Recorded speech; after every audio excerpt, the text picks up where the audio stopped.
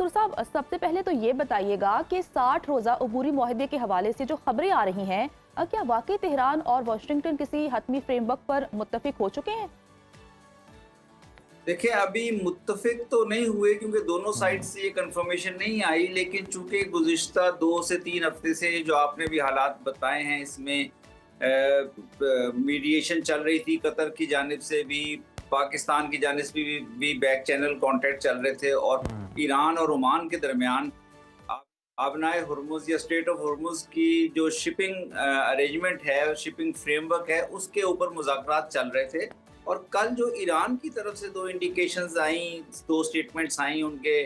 Foreign ministry के spokes person भी और उनके deputy foreign minister Kazim Gharibabadi की भी, तो उसमें उन्होंने ये ज़ाहिर इंडिकेट किया है कि जो शिपिंग के लिए कोऑर्डिनेट्स हैं, उन पे एग्री कर लिया गया है हुँ, और वो कोऑर्डिनेट्स जाने की लेन कौन-सी होगी, आने की लेन किस तरह होगी और किस तरह इसको रेगुलेट किया जाएगा और इसमें कुछ मामलात हैं, जो अभी तक ईरान ने तो अपनी ऑफर या अपनी डिमांड्स दे दी हैं, लेकिन अभी तक ओमान की तरफ से या यूनाइटेड स्टेट्स की तरफ से जो ज़्यादा अहम है कि वो जी, एक्सेप्ट करेंगे इन चीज़ों को या नहीं, कि लेन्स इस तरह फिक्स हो जाएँ और उस पे हुँ, रेगुलेशन पे कोई भी शिप्स यहाँ से गुजरने हैं, तो हम्म। उन पे कंट्रोल ज़्यादातर ईरान का बहुत वाज़ेह हो जाएगा। फॉर एग्ज़ाम्पल कि अगर किस लेन से जाना है और किस लेन से शिप्स ने वापस आना है, वो रास्ता भी हुँ, मुतय्यन हो जाएगा और फिर कि अगर कोई मिलिट्री शिपिंग शिप्स ने गुजरना है, मिलिट्री नेवल क्राफ्ट्स ने गुजरना है किसी भी मुल्क के, अमेरिका हो या किसी और मुल्क के, तो वो भी फिर इन ममालिक की इजाज़त से गुजरेंगे, ईरान और ओमान की इजाज़त से। तो ये चीज़ें क्या एक्सेप्टेबल होंगी यूनाइटेड स्टेट्स को या नहीं होंगी? तो अभी मेरा ख़्याल है कि एग्रीमेंट के आप ये समझें कि अंडरस्टैंडिंग के करीब तो हैं। एक और इश्यू ये है कि ईरान ने फ़ीस भी चार्ज करने का कोई 5 से 7% फ़ीस हर शिप कार्गो शिप से चार्ज करने का भी इसमें प्रोविज़न रखी है। जी। क्या ये कोई भी जो एग्री किया जाता है रेट, चाहे ईरान और ओमान मिलके एग्री करते हैं कि चलिए 3% पे फ़ीस जी, चार्ज कर लेते हैं। क्या ये अमेरिका को और गल्फ़ के दीगर ममालिक को एक्सेप्टेबल होगी? तो मेरा हुँ, ख़्याल है कि इस पे अभी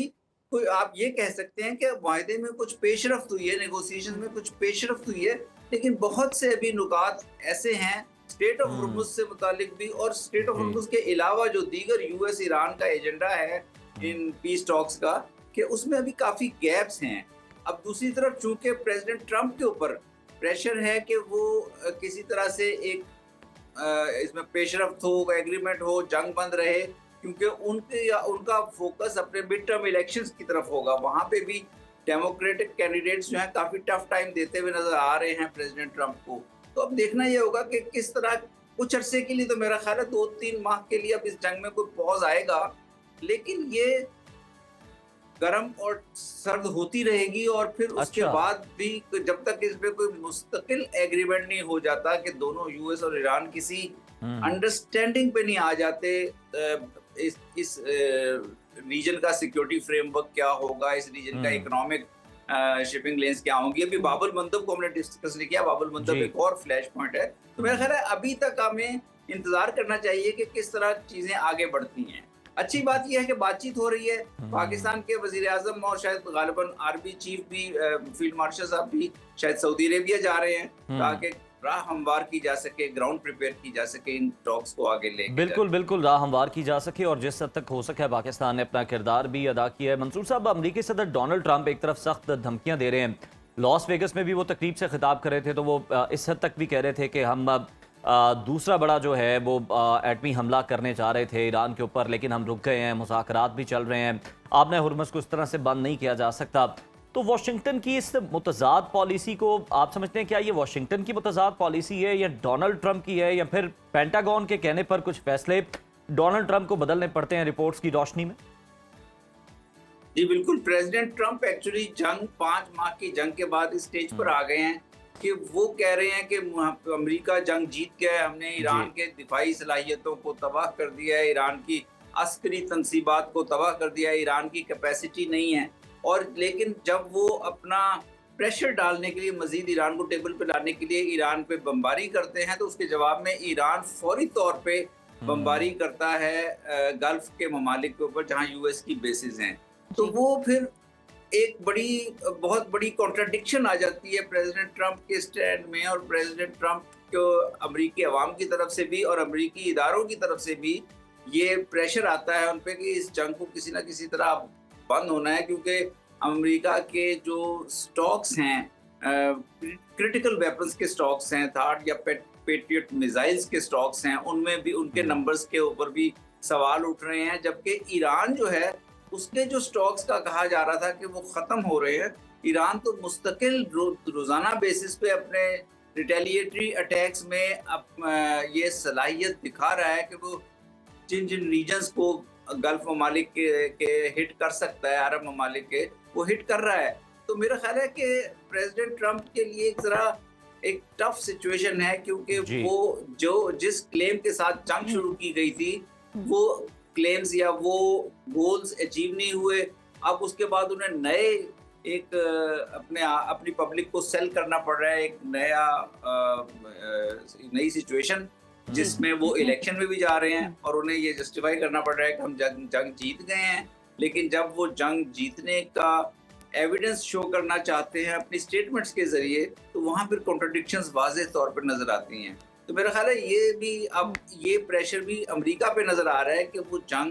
किस तरह कितने जल्दी ख़त्म कराने की कोशिश करे। और ये भी हो सकता है कि अब कुछ अरसे के लिए जंग बंद हो जाए, यूएस के इलेक्शंस हों, और उसके बाद चूँकि अमेरिका के वो मकासद हासिल नहीं हुए हैं, तो एक नए सिलसिला जंग का शुरू हो कुछ 1-2 महीने बाद, ये भी मुमकिनात हैं। तो लगता नहीं कि ये जंग मुस्तकिल तौर पर ख़त्म होने उस तरह जा रही है जिस तरह के रीजन के ममालिक की ख्वाहिश है, पाकिस्तान की ख्वाहिश है। कोशिशें जारी हैं, मेरे ख्याल ये कोशिशें जारी रहेंगी। बिल्कुल सिफारती कोशिशें जारी रहनी चाहिए। सर, आपने बाबुल मंदब का जिक्र किया, आपने हुर्मुज़ पे हम सब जानते हैं कि ओमान और ईरान मिल के एक फार्मूला तैयार कर रहे हैं बहरी राहदारी का। अगर वो किसी किस्म का कोई फार्मूला तैयार कर लेते हैं तो आपको लगता है कि जो बाकी खलीजी ममालिक हैं वो इस चीज़ को कबूल करेंगे या अमेरिका के लिए वो काबिल कबूल होगा? देखें, अब जो नया फार्मूला तैयार होगा आपना हुर्मुज़ का, स्ट्रेट ऑफ हुर्मुज़ का, तो इससे एक बात तो वाज़ेह हो गई है कि 28 फरवरी से पहले वाली जो सिचुएशन है वो अब एप्लीकेबल नहीं होगी, वो वैलिड नहीं होगी। यानी चीज़ें 28 फरवरी से पहले जब यहाँ पे शिपिंग एक फ्री एक वो था अरेंजमेंट था, शिपिंग के ऊपर कोई कदगन नहीं थी, कोई रिस्ट्रिक्शन नहीं थी, वो वाली स्टेट नहीं आएगी। इस जंग ने ये चेंज कर दिया है कि अब आपना हुर्मुज़ रेगुलेट होगी, और वो किस तरह रेगुलेट होती है वो उसके ऊपर ईरान और ओमान जो फार्मूला तैयार कर रहे हैं, उसमें गल्फ के ममालिक को कुछ इख्तलाफात ज़रूर होंगे, कुछ उनको रिजर्वेशंस होंगी, लेकिन उन्होंने उनकी इकोनॉमी बहुत मुतासिर हो रही है, वहाँ लाइफ बहुत मुतासिर हो चुकी है और गल्फ ममालिक में, गल्फ किंगडम्स में। तो उनकी कोशिश होगी कि कुछ भी गिव एंड टेक के जरिए, लेन देन के जरिए कुछ इस किस्म का एग्रीमेंट हो जाए जो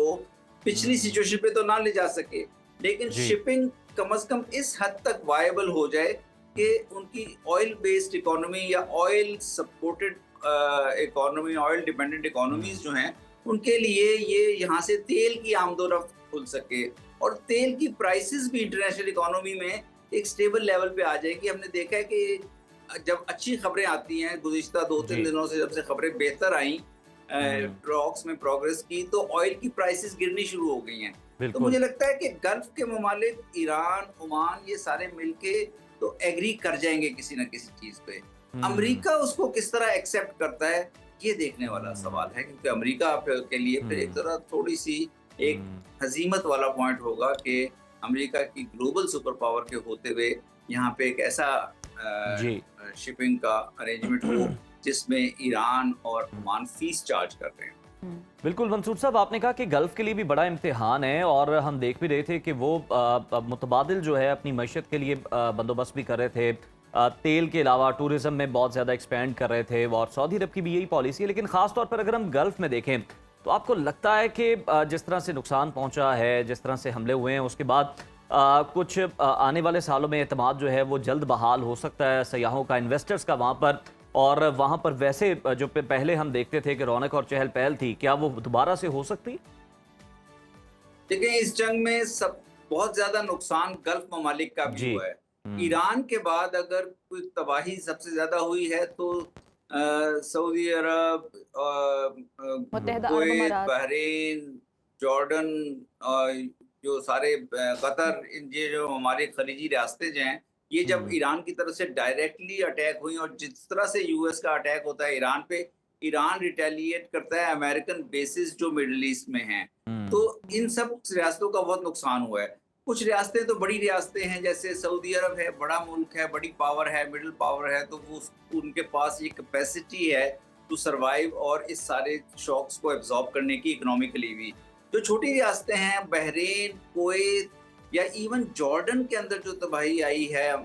ईरानी अटैक की वजह से, जो इंस्टेबिलिटी आई है, तो इन ममालिक के लिए बड़ा मुश्किल होता जा रहा है। तो मेरा ख्याल है कि अब ये तो एक वाज़ेह हो गया कि इस जंग ने कई चीज़ें चेंज कर दी हैं, जिसमें एक रीजनल सिक्योरिटी फ्रेमवर्क या किस किस्म का regional piece and stability framework होगा, वो तब्दील होता हुआ नजर आ रहा है। अमेरिकी बेसिस जो हैं वो सोर्स ऑफ सिक्योरिटी नहीं बन सकी उस तरह से, जिस तरह से गल्फ ममालिक की एक्सपेक्टेशन थी कि जब कभी इनके ममालिक पे अटैक होगा तो यहाँ से इनको डिफेंड किया जाएगा। इन ममालिक की पॉपुलेशंस जो हैं बहुत थोड़ी हैं, खासतौर पर छोटी किंगडम्स, कुवैत, बहरीन वगैरह को अगर आप देखें तो चंद लाख लोगों की पॉपुलेशंस हैं। इजराइल जैसा कवर देने में नाकाम रहा है अमेरिका, मंसूर साहब।